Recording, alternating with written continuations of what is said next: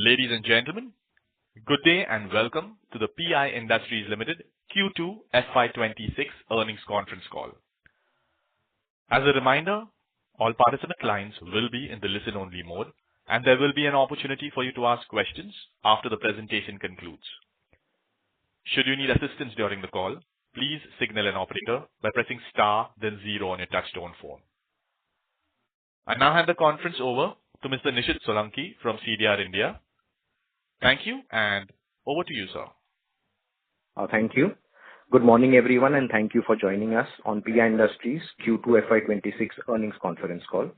Today, we are joined by senior members of the management team, including Mr. Mayank Singhal, Executive Vice Chairman and Managing Director, Mr. Rajnish Sarna, Joint Managing Director, Mr. Sanjay Agarwal, Group Chief Financial Officer, Dr. Atul Gupta, CEO, CSM AgChem, Mr. Prashant Hegde, CEO, AgChem Brands, Dr. Ramesh Subramaniam, Global CEO, PI Health Sciences, and Mr. Jagresh Rana, Global CEO, Biologicals.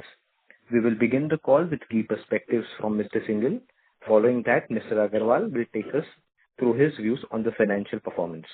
Thereafter, the forum will be open for interactive question and answer session. Before we begin, I would like to underline that certain statements made on today's conference call may be forward-looking in nature. A disclaimer to this effect has been included in the investor presentation shared with you earlier and also uploaded on stock exchange websites. I would now like to request Mr. Singhal to share his perspectives. Thank you, and over to you, sir. Thank you, and a good morning to everyone. Let us begin by sharing my views on the global AgChem industry scenario and then on the performance of PI in this context. The global crop protection industry has been passing through a prolonged down cycle driven by distributor and farmer destocking, sharp prices deflations, and Chinese overcapacity, low commodity prices, rising interest rates. On top of this, weather disruptions that cut the springs in several regions. 2025 is expected to see a modest recovery in Q4. A full recovery is not expected to realize before the second half of 2026 or later. The silver lining is that input prices are stable, the volume increasing is driving gradual normalization of inventory levels. Most of the global innovators have been reporting 3 to 5% decline in H1. Revenues with cautious volumes led to recovery in the second half. On the domestic side, Q2 witnessed erratic prolonged rain which negated the positive start of the Kharif season, while we have seen largely a favorable monsoon and a positive sowing trend in the major crops. Excessive rainfall, abrupt regulatory changes on biologicals, and fertilizer shortfalls have played a spoil sport for the growing momentum in Kharif. Over 1.2 million hectares of crop have been damaged in Punjab and Maharashtra due to excessive rain and consequent flooding. As a result, we are seeing high inventories and credit levels, and as the industry has sought to support channel partners and market liquidity constraints. On a positive note, the plentiful rainfall will help paddy crop and also Rabi in the good so far with replenishment of healthy reservoir levels. Over the medium to long term, the push to develop next generation crop protection enhancement technologies remain vital over global agriculture due to ergonomic, environmental, and economic pressures. Customers are seeing new products that are environmentally friendly, can overcome diseases, pest resistance, and existing chemicals, and produce high yields to meet increasing demands of food, fiber, and biofuels. At the same time, the demand of biologicals for an integrated crop health management is growing faster than the challenge posed by climate change. In the current landscape, global companies continue to elevate the strategic partnerships across the value chain in the pursuit of cost optimization and build resilient business models amidst of heightened regulatory challenges and partner with innovation. I shall now move on to the business highlights. During Q2 of FY'26, our performance is broadly reflected with the current market conditions in line with our plans expected for domestic end markets where excessive and uneven rainfall erupted and regulatory actions in the biological area impacted the demand scenario.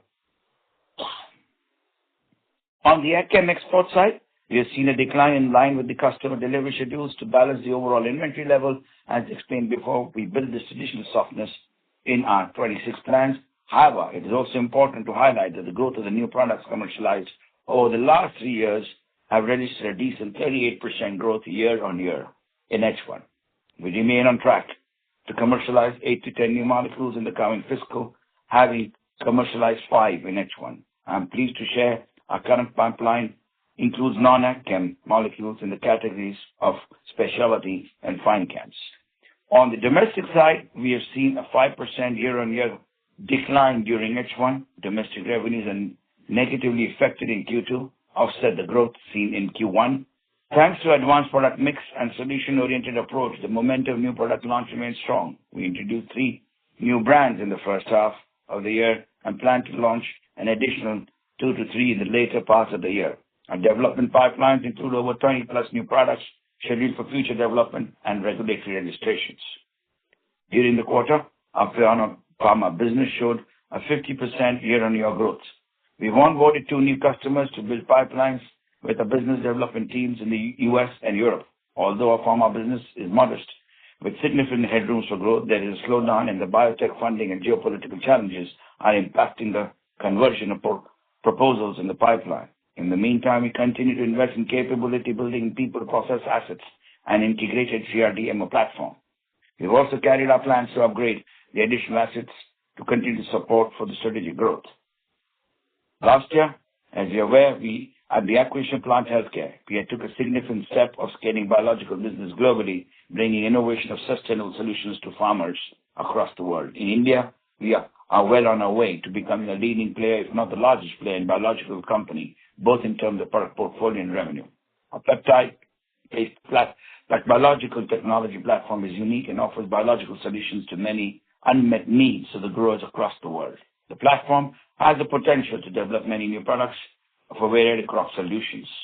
During this quarter, we have commissioned new biological research center in Hyderabad with the Plant Systems Lab to study plant systems and support global biological research out of Seattle. We are continuing to make investments in the market and product development to focus geographies across US, Brazil, Europe, Mexico, and India, and partnering with crop solution companies. We continue to seize the growth opportunities across the ag science, pharma, CRDMO, and specialty chemicals, transforming our company from ag science into a diversified life science enterprise. Each of these segments presents considerable potential to expand our global presence and leadership led by science. Our ongoing investments in these growth sectors are creating solid base for the next stage of growth and sustainable growth. On long-term, outlook remains intact, while in the short term, global and local industries are still facing macro headwinds, climate change, geopolitical uncertainties.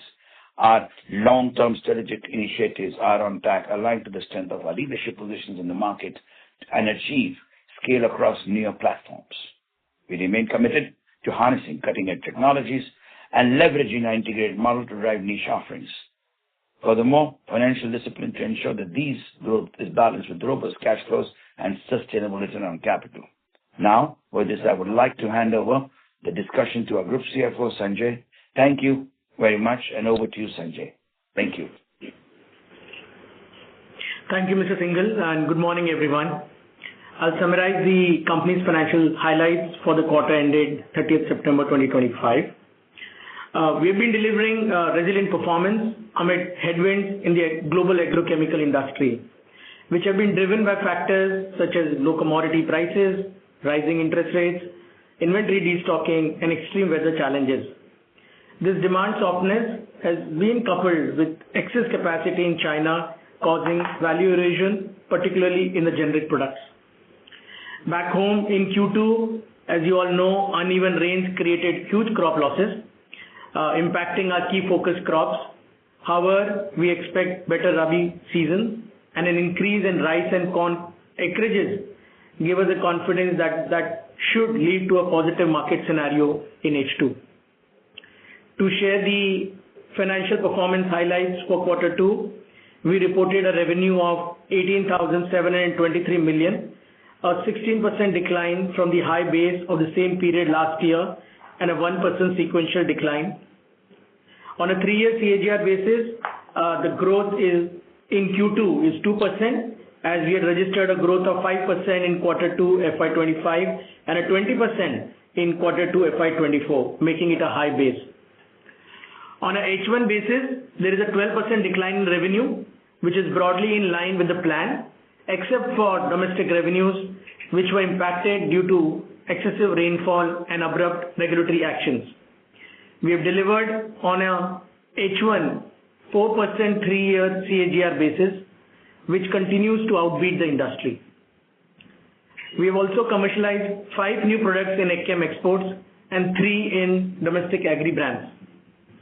These new products in AgChem exports have seen a 38% growth on a year-on-year basis in H1, which clearly demonstrates that our de-risking strategy and focused approach to gain new businesses in this tough environment.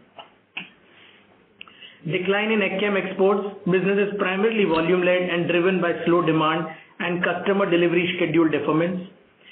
The domestic business, despite a strong product portfolio and new product launches, declined due to erratic rainfall, which disrupted demand, and the biological business was impacted by abrupt regulatory changes.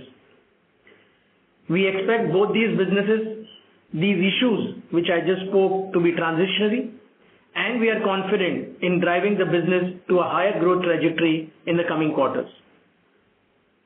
Our pharma platform doubled its revenue over H1 of the previous year, driven by deepening relationship with biotech and big pharma innovators. Our development spend into creating a fully integrated pharma CRDMO platform has helped to create an accelerated pathway for strong future growth. We are currently in the investment phase in this business, building capabilities, strengthening people and processes, which is reflected in higher overheads and is expected to be absorbed with higher scale over the next few years.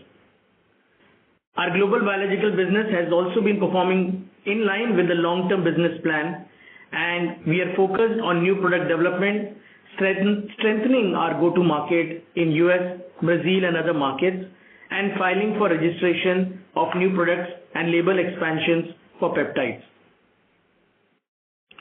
Moving on to the margins profile, due to the favorable product mix and operational efficiencies, our gross margin for the quarter has expanded and our EBITDA margin remained resilient. While the revenue has been affected by industry headwinds, we are adopting a focused approach to maintain healthy margins, which allow us to withstand industry challenges and also invest for the future. We expect the ETR to be in the range of 20 to 23% for the next 2 to 3 years. Furthermore, the trade working capital in terms of days of sale has risen to 115 days, and which reflects the current market conditions. We expect to improve this as the market scenario normalizes in the coming quarters. We remain very positive about the company's long-term growth outlook and expect to regain the growth momentum in the coming years.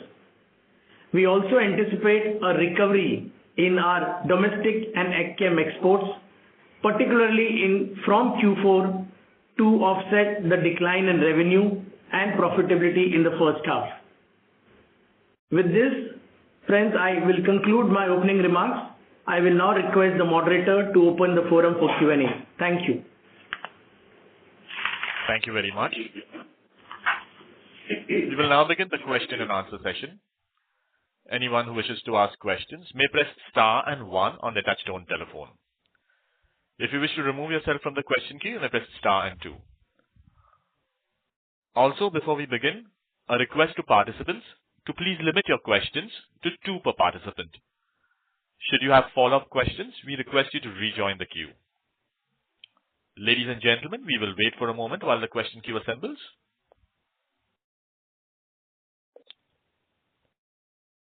The first question is from Saurabh Jain from HSBC. Please go ahead. Thank you for the opportunity. My first question is on the guidance. You were, vocal about saying that you expect a mid-single digit kind of maybe a single digit kind of a growth, possibilities for this year. How would you look at your H2 given such a sharp decline in the first half? What could you give us more details around what kind of growth you're expecting in your exports, your domestic and your pharma business for the remainder of the year? So as we mentioned in the earlier parts of our talk today, as you've seen, the climatical challenge and the expected growth rate have not kept up to the mark in the H1. But as we see, at least in the domestic, in the ag exports, we see early shoots of the positive trajectory. Clearly, we see good potential for the coming H2 coming from the Rabi season, given the water levels. But again, I must put a cautious to say that today, looking at the climatical situations, will be very much dependent on that. But the positivity of the moisture, the level of water, gives us to look at a positive outlook for Rabi. I mean, again, on the export side, what we understand is that US, we are seeing a good amount of restocking that is happening. And some of the products that you do, the competing products for those, portfolio of yours are doing really well in US. When do you expect those kind of, positive tailwinds also reflecting in your portfolio, whether it's going to happen in Q3 or Q4, because now the season is closing by? Any thoughts on that? Yeah, so as we said, that we see those positivities coming through Q4, yeah? So can it really open up in a very big way? Because, can you go back to those double digits kind of growth in the second half is where I'm coming from? Well, it's picking up, but one market is not going to drive that, as you well understand. There's US, Brazil, there's India, so we expect to see that come up. But as I said earlier, in 26. Sure. The second question would be on some. Sorry? No, go ahead. Yeah, sure. So I was asking about one of the competitors, the global players. They have been vocal about exiting the Indian markets, right? I can call it FMC is talking about exiting the Indian markets, for which they have also taken a write down on their Indian business. And PI in the past has been talking about looking at several inorganic opportunities if they come their way. So any comments on that side? What would be your outlook when you look at such opportunities? That would be very useful for us. Well, I don't think this kind of a comment can be given. I'm always open to looking at opportunities, but we are not very clear about this specific opportunity, yeah? Okay, if I may just rephrase it, do you think there is enough merit in this business because the pressure that CTBR has been witnessing in the Indian market, if they kind of take back their stocks or if they look to exit the Indian market, does it at least help the competitors or the peers in India get into more market share opportunities? Does it bring health of the Indian market back? I don't think it will be very fair, for me to comment on somebody else's business at this point, please. Thank you. Sure. I'll get back into queue with more questions. Thank you. The next question is from Abhijit Akela from Kotak Institutional Equities. Please go ahead. Thank you very much. So just, on the cash flow statement, there's a significant increase in contract assets of about 450 crores. If you could please just specify what that might be due to. Sure. So as you know, the increase in contract asset is in line with the customer delivery schedules which are lined up for H2, and those are in line or in accordance with the accounting standards. So there has been an increase, but this is keeping in line with the customer delivery schedule, which is arising again from the global agrochemical industry situation today. So, yeah, I'm sorry, if you could please just help me understand the accounting here. I mean, what exactly does this asset represent on the balance sheet? So these are the finished goods what we have produced, which is to be delivered to the customers. And as we have confirmed orders from them, and they have been produced only for them, the deliveries will happen over a period of time in the next 1 to 2 quarters. And therefore, as per accounting standard, we would have to recognize the revenue and create a corresponding asset on the balance sheet side. Okay, so this does not get shown under inventories, is it? You have to separately break it out as contract assets. Correct, that's right. I see. Okay, thank you. And then just on the outlook front, if I may, so pharma we were expecting to grow 75% this year, and yet there does seem to be some headwinds from the biotech slowdown, funding slowdown, and those sorts of things. So if you could please just update us on what our new expectations might be over there. And plant healthcare, will it be possible to just break out the revenue number for the first half of the year that's gone by? Yeah. So pharma, we spoke in the past also directionally or in the call today by Mayank and myself, that the business directionally has been doing well. We have a positive outlook. It's a business for long term, and we are doing well there. On the plant healthcare, the yearly revenues are in the range of $10 to $12 million, and we have been doing well there as well. Yeah. Sorry, just on pharma, so 75% is still something we can hold on to, or that might be a bit out of reach? Right now, you see the CDMOs, they're in the different development phases. As things mature, the numbers come close, and right now we are already in the significant space for that growth. Yeah. But we are positive about long-term outcome for that. Yeah, sure. And the EBITDA margins have been very strong. They've been significantly higher than your guidance range of 26-27%. So should we expect them to remain around this range of 28-29 going forward? Well, I wish, but I think as we've given the annual guidance, given the top line challenges, but this quarter has been good because of the given product mix, as you mentioned, yeah. So we will keep to our guidance as earlier. Okay, sir. Got it. Thank you so much, and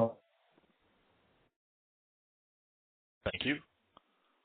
The next question is from Rohit Nagaraj from 360 ONE Capital. Please go ahead. Thanks for the opportunity. So first question is, what has been the contribution of new CSM products in the overall CSM revenues during the first half of this financial year? So as we mentioned, we don't have the numbers here, but I think we've given about a 38% growth on new products on our new product pipeline over the last year. Yeah. Right. Fair enough. No problem. So second, on the biologicals front, so on PHC, we have just indicated that we have about $10 to $12 million of revenues. When do we see a significant scale-up in this opportunity? Would it be more like FY'28, given that there are multiple registrations which are currently ongoing across different markets? And what could be the potential, sometimes maybe FY'28, '29 from this biologicals acquisition? Thank you. Jagresh, would you like to come in back, please? Yes, absolutely. So, see, the biological phase, we are in the situation where we are investing in the market, creating distribution as well as launching our new product and getting label expansion for the product. So we are into that kind of a phase. We expect based on the performance of product, what we are seeing, we expect our growth to start from, we are growing this year as well and continue to grow basically from the next year onwards. We see a significant growth from this business in the years to come. And is this business, again, generating profitability at the EBITDA level, or will it have some time to break even? Yes, so this is a business, as you know, as we are in the investment phase. So once the scale will be achieved, the profitability will also follow. Yeah, so as we said. Go ahead. Yes, sir. Sorry, sir. No, go ahead. Next, please. That's it from my side. Thank you, and all the best. Thank you. Before we take the next question, a reminder to participants that you may press star and 1 to join the question queue. The next question is from Naveed Virani from Bastion Research. Please go ahead. Hello, am I audible? Yeah, we can hear you. Yeah, thank you for the opportunity. So I have 2-3 questions. First one is on the newly commercialized products. So we can see that there are 5 new products which we have commercialized in H1 FY'26, and I'm sure there will be, a couple of products planned in the 2 quarters which are expected to come. What I wanted to understand was, what is the agri versus non-agri mix in these newly commercialized products, be it H1 or coming H2? Sanjay, you want to answer that? I don't have that on me right now. Yeah, these are primarily in the agri side of it. And sorry? Sure. Please go ahead. Yeah, these are primarily in the agri side of the business, the new commercial products in the H1.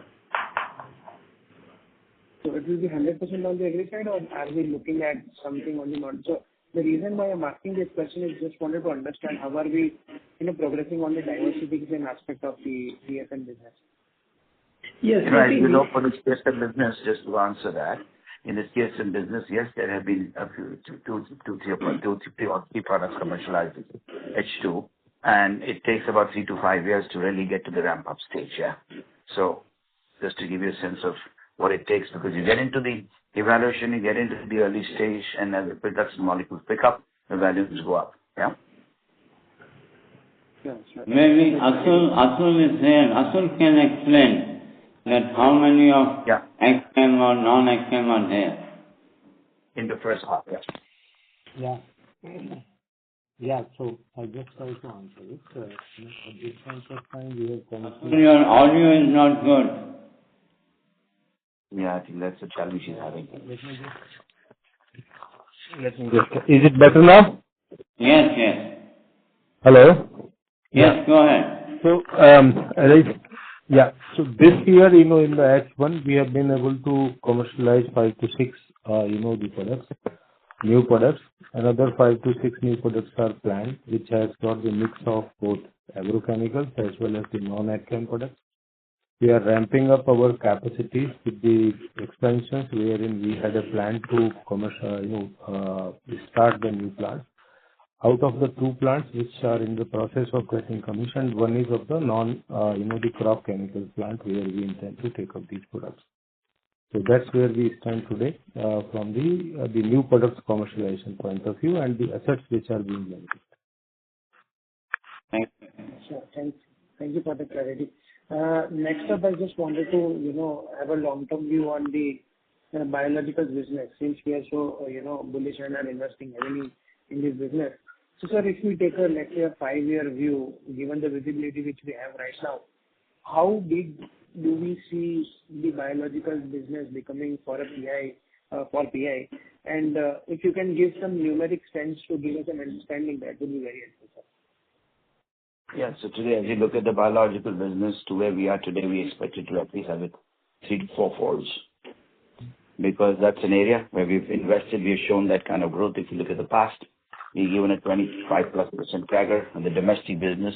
Now with global platforms and with the development regulatory timelines, once we're able to cross those hurdles, we see at least achieving that level of growth. Yeah. Sure. Thank you for that answer. If I can squeeze in one more, wanted to understand regarding the pharmaceutical business. We in the past we have talked about onboarding 3 to 4 large pharmaceutical clients in the segment. So where are we on that particular journey, sir? Yeah, so as we have mentioned in my earlier talk today, we've onboarded a couple of pharma companies. And, onboarding is one process, but then moving into the next phase of the journey, and that's where we are right now. Yeah. Okay. Thank you for all the answers. Wishing you all the best. Thank you. The next question is from Vivek Rajamani from Morgan Stanley. Please go ahead. Hi, sir. Thank you for the presentation. Apologies if this was addressed in the previous questions, but just wanted to clarify, where exactly are we with respect to the regulatory challenges that you were alluding to on biologicals? Have we seen the resolution for that, or that would continue for maybe one more quarter? And in that case, how should we think about the scale-up of the biological segment in the next 2 quarters and potentially fiscal 27? That's the first question. Sorry, I didn't get the first part of your question clearly. Just wanted to get a sense of, with respect to the ongoing industry regulatory challenges on the biologicals with respect to registrations and everything else. Just wanted to get your sense where we are in the resolution of that, if it's been fully resolved, and if we could get some normalization from the next quarter, or how should we think about that process for the rest of the fiscal 26 and fiscal 27? So if you look at it from what was mentioned earlier, for the Indian regulatory context, there has been disruptions. We're expecting to see in this coming quarter or the next quarter for that to somewhere wind out and get sorted. So, and regarding the global perspective, Jagresh gave an outlook to say that some of these are there, and by 28 or so, we see some of these things moving well. Sure, sir. Just one clarification there. I think in the previous quarter, you mentioned that because of this, you could not make any sales in the previous quarter. Would it be fair to say that at least we started to see some traction come back, or that is still some time away? Yeah. As you know, there were bans put on biologicals with the regulatory framework in India. Those have now been sorted out, but now we're in the regulatory phases of getting the documentation procedures, which government is taking their own time. And once that comes, we see that move at least in the fourth quarter. Yeah? If that's specific to India, what you mentioned. Sure. Okay. Thank you.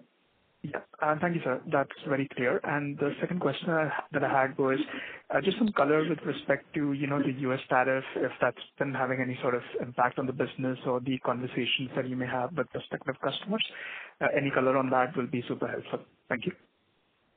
Yes, the U.S. tariffs is a complicated conversation. For the present, we are not seeing much, but clearly we are seeing confusion in order takeoffs and understandings both in the ag and the in the pharma sector to have a long-term clarity, and which is creating slowdown, I would say, in decision making. Yeah. Sure, sir. I'll rejoin the queue. Thank you so much, and all the very best. Thank you. The next question is from Tejas Pradhan from Citigroup. Please go ahead. Yes. Hi, sir. Just to clarify, on the domestic biologicals business, could you split out what would have been the impact of the regulatory changes from this quarter revenue perspective? So for half part of the year, the business was under restricted category, and then post, as Mayank mentioned, we are still in the process of getting approvals from the state levels to continue the sales. So yes, it has impacted significantly, and that's why you're seeing the overall agri business being significantly down in this particular quarter. And to be honest, we don't have that exact number on hand, but maybe pick it up with Sanjay later. Yeah. Sure, no problem. And apologies if this was clarified earlier, but just on the FY'26 overall guidance, we still maintain the guidance that we had initially provided? No, we had said that looking at how the H1 is gone, and I think we had a conversation, as you rightly gathered, we expect the positive trajectory now coming from Q4 the exports. The domestic business, we expect a good Rabi, and I would put a cautious statement given the weather situations of climate change, which we're expecting very good in that first half, have rained out, and I'm hoping that this quarter, if things go well, we should be well on that path, yeah. But okay. I would keep those guided muted, yeah. Okay, thank you. Thank you. The next question is from Sumant Kumar from Motilal Oswal. Please go ahead. My question regarding business, we have a bit loss. So when we can expect a positive trajectory in the coming year? Sorry, I think your line is dropping off. Could you just repeat again? So I'm told the business loss, the profitability will loss. Mr. Sumant, I'm really sorry to interrupt, but your voice is breaking. If you are on a headset, request to use the handset. Can you hear me now? Hello? Hello? Yes, sir, please go ahead. Yeah. So my question is regarding pharma business loss in H1, and when we can see a positive trajectory in the coming year, and what are the key molecule development happening in the segment? where we can see momentum in the we can see a profitable growth. Yeah, So as we... Go ahead, Sanjay. No, please go ahead. Yeah, so as we explained, we are right now in the investment phase, okay? And we expect that this phase will continue for another year or so, and we expect that in next 1 year, we will reach to a scale that we will be able to sustain and maintain profitable growth and also achieve positive EBITDA. Now, coming to CSM segment, we have seen a significant degrowth in Q2. Your audio is not good at all. We are not able to understand. Mr. Sumant, so my question regarding hello. Yes, please go ahead. My question regarding CSM, we have seen the muted performance in Q2 in CSM segment. How you are talking about see recovery going forward. So can we see some single digit in Q3, Q4? Again, your audio was not good to understand your question. Mr. Sumant, we request you to call us back. As we have already guided, that we anticipate, recovery of growth from Q4, and accordingly, this whole year will pan out. Okay? So we will see a growth in Q3 also. I think it is too speculative to talk about quarterly things. What we are indicating today is that what is our current visibility on domestic and exports. Okay, thank you, sir. Thank you. Next question is from Darshita from DSP Asset Managers. Please go ahead. Yeah, thank you for taking my question, team. I just had one question. What's giving us the confidence of the recovery that we're anticipating in the fourth quarter? Well, that's coming from what we see from the feedbacks from our customers, right? And their expectations of what they're looking from us, the deliveries. Got it. Okay, so this is maybe a schedule or tentative schedule shared by the customer, which is driving the confidence. Yes. Got it. Okay, that's all. Thank you. Thank you.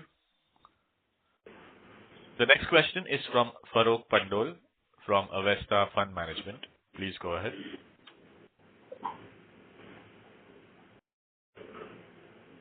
Hello, am I audible? Yes, sir. Hello? Please go ahead. Yeah.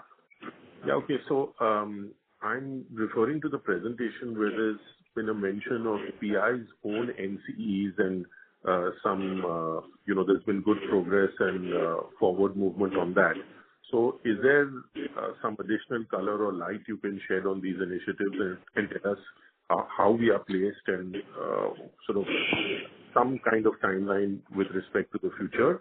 And second question, with respect to the cash position, is this sort of a level that we are comfortable with? And how do we see that playing out, or what's the plan with respect to future cash flows?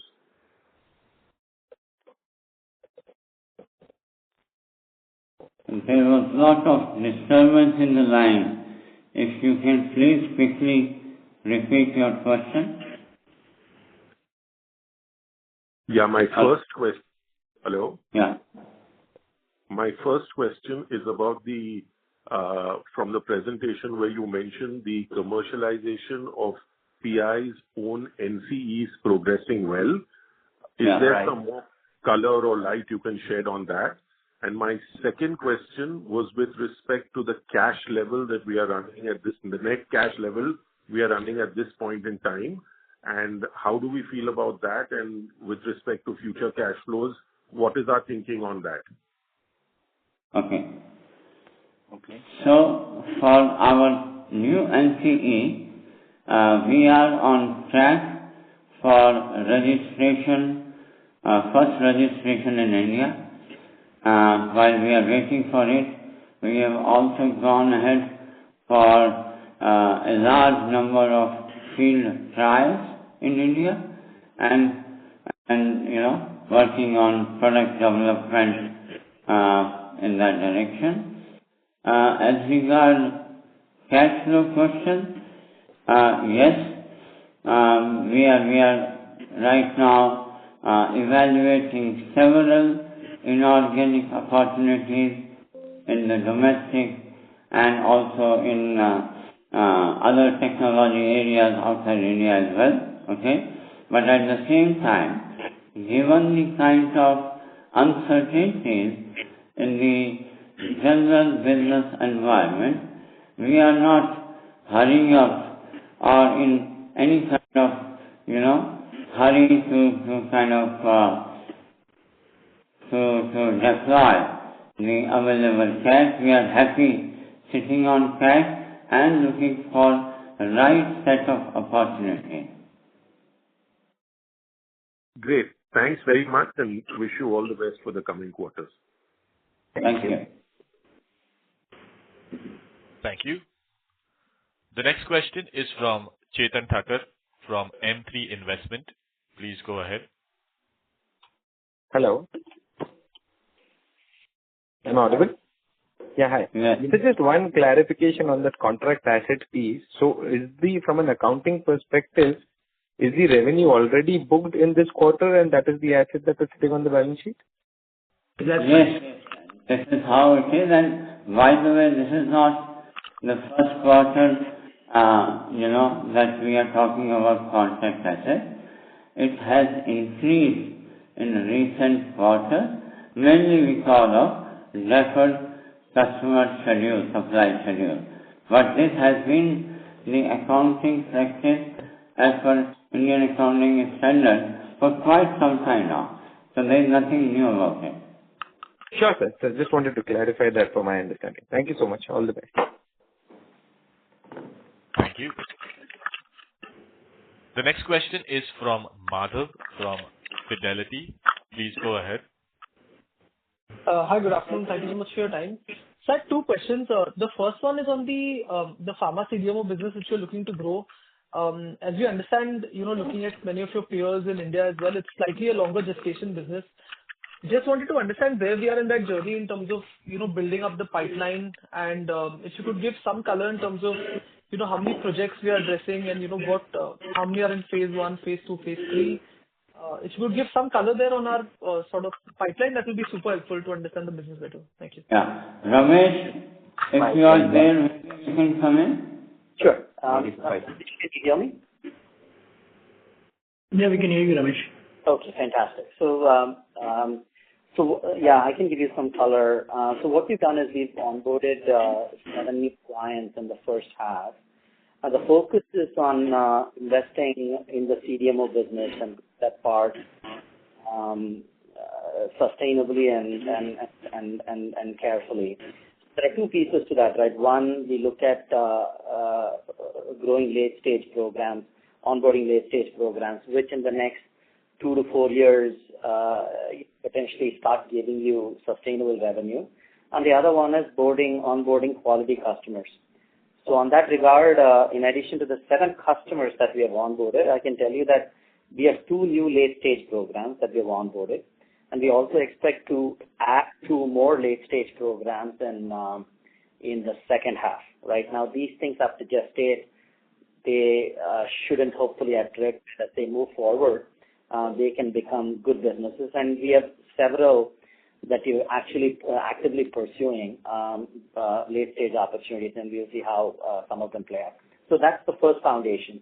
And the second foundation is quality customers. And I think Mike and Sanjay referred to it in their opening dialogue. We've onboarded 2 large pharmas, and we expect to get 1 more in Q3 and 1 more in Q4. We have given guidance that we'll try to onboard 4, and then we are well on track for that. So hopefully that gives you a flavor. Understood. currently, how many phase 3 programs do we have? I'll gently comment that in terms of late-stage programs, we have 6.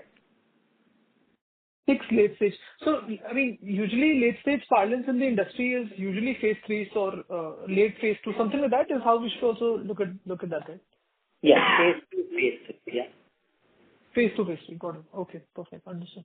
And there are no commercial programs yet, right? For us, we're doing more like pipeline development work. There's no commercialized molecule yet in our revenue. We have quoted on some, yeah. Quoted on some, okay. So this would be as like a second source to an already commercial molecule, something like that, like a tech transfer? That's correct. Okay, perfect, got it. And so the second question was, PI in the past few years has been looking to seed in electronic chemical business as well.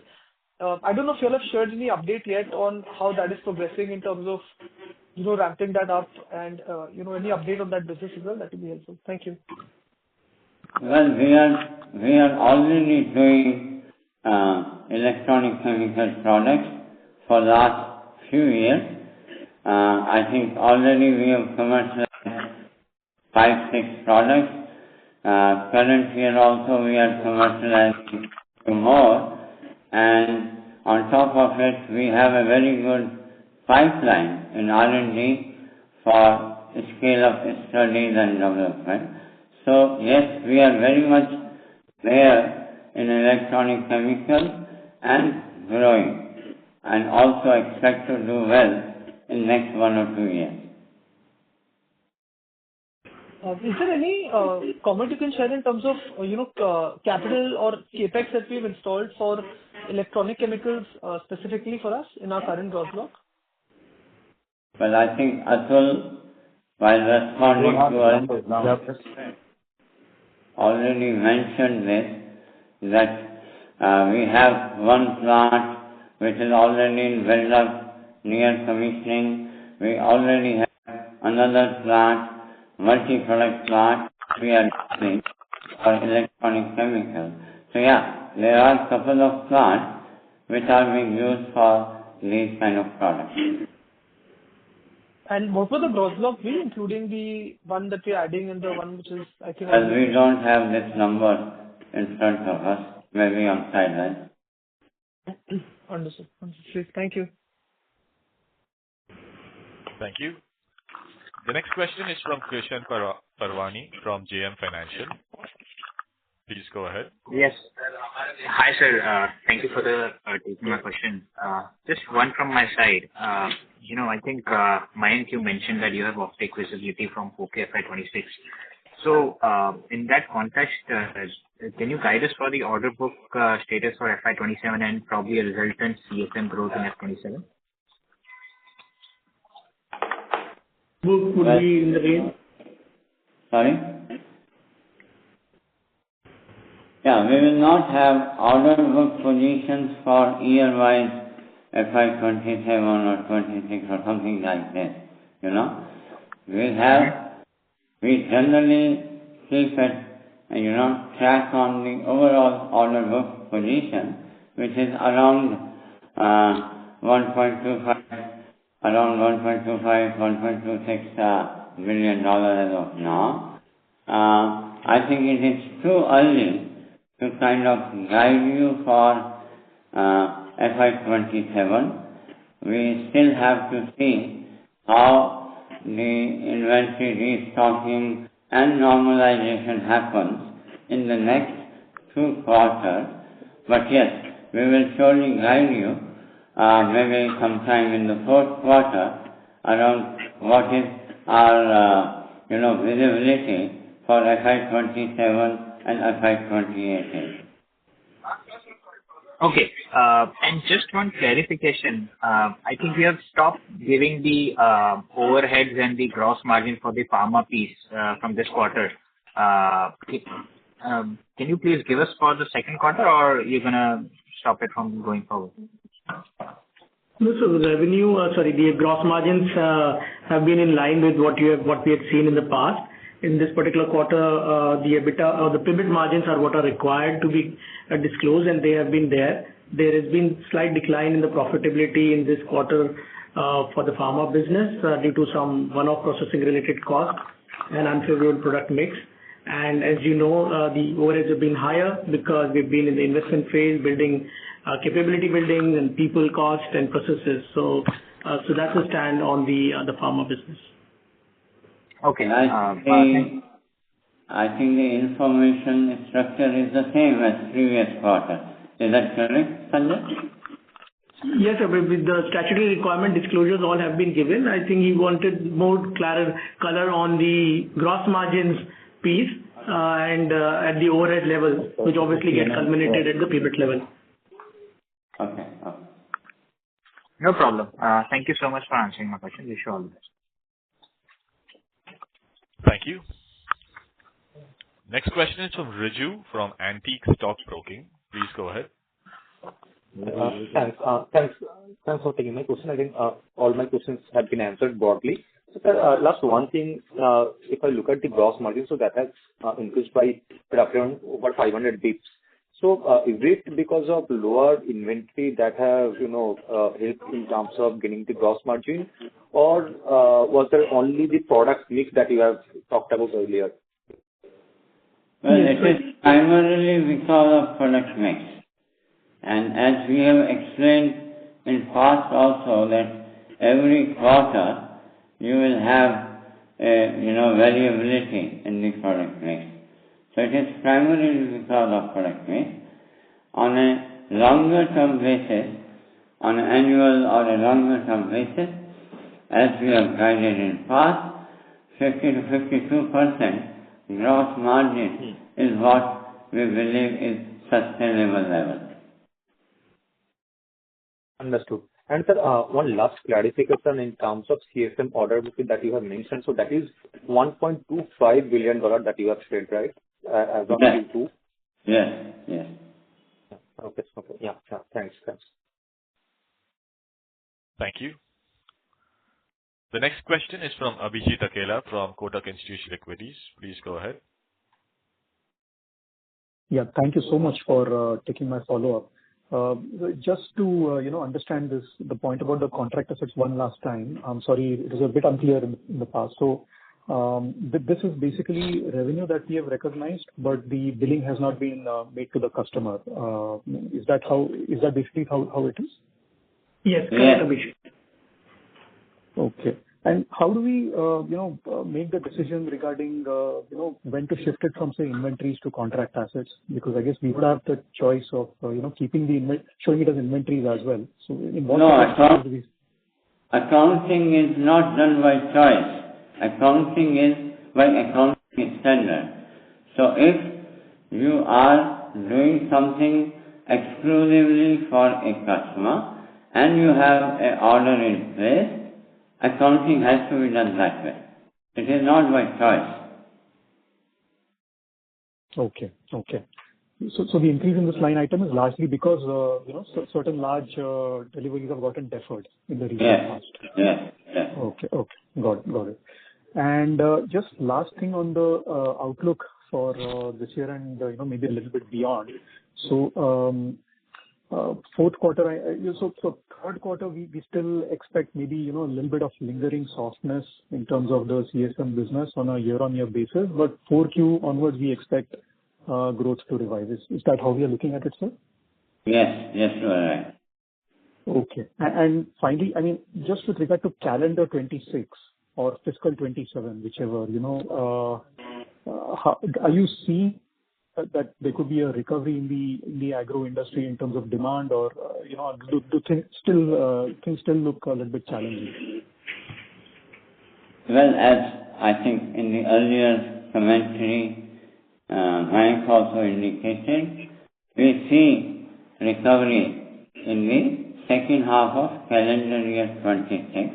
Okay, and this is based on the discussions and the commentary we see from all the global players, because the consumption is more or less normalized.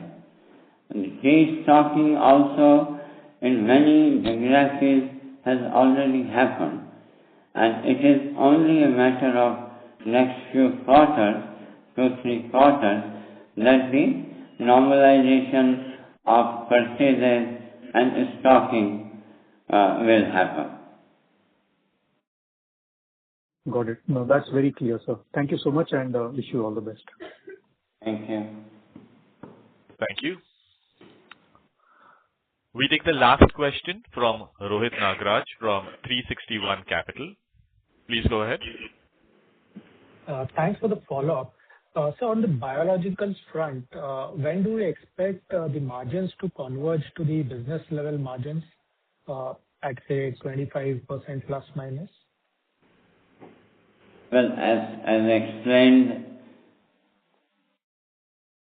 biologicals for us is a global long-term play. Okay? And we are right now in the investment phase. We have a very small scale revenue of 12 million.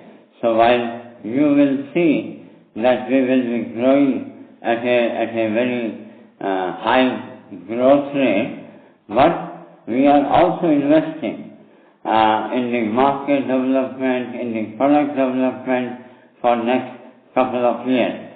So my view is that as far as margins are concerned, for next few years, we should only be focusing on scaling up this business and not looking at margin. I hope this clarifies.